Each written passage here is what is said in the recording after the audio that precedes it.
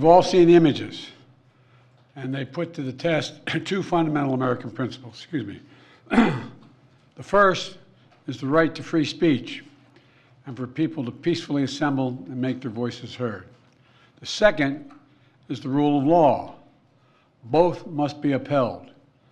We are not an authoritarian nation where we silence people or squash dissent. The American people are heard. In fact, peaceful protest is in the best tradition of how Americans respond to consequential issues. But, neither are we a lawless country. We are a civil society, and order must prevail.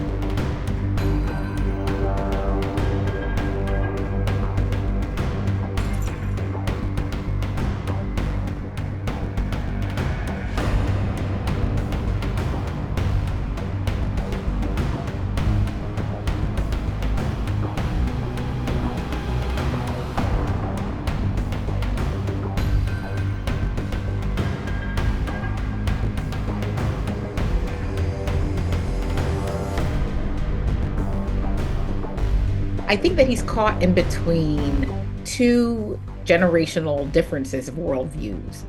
And so there are core Democratic voters who think about what's happening now at Gaza and Israel as a sort of humanitarian aid and crises. And then there's another that thinks about this in terms of geopolitics and trying to protect our allies. And it's really difficult here to play both sides, right? So it's to give aid and to support Israel, particularly from shielding them from criticisms from the UN, and then at the same time give human aid, give aid to Gaza in terms of food, medical supplies, shelter. And when you are supporting the country that is bombing the territory that they're occupying, this is hard to do, right? And so I think that because there's a no-win solution here, you can't play this two sides to this, that Biden is going to have to choose, and that's the difficult part.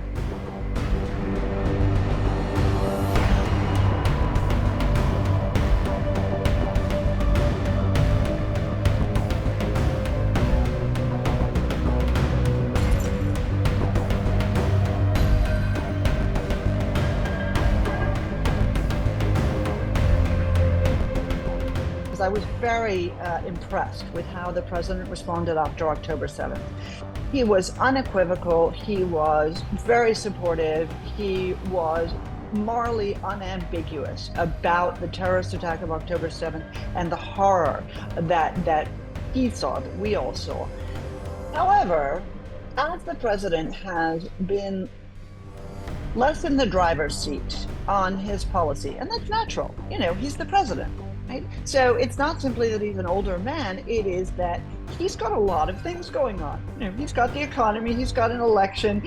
The Middle East is not the only challenge. We've got Ukraine, we've got China. I don't envy him that job. But as he has been less hands-on about the response, we've seen a lot of equivocation.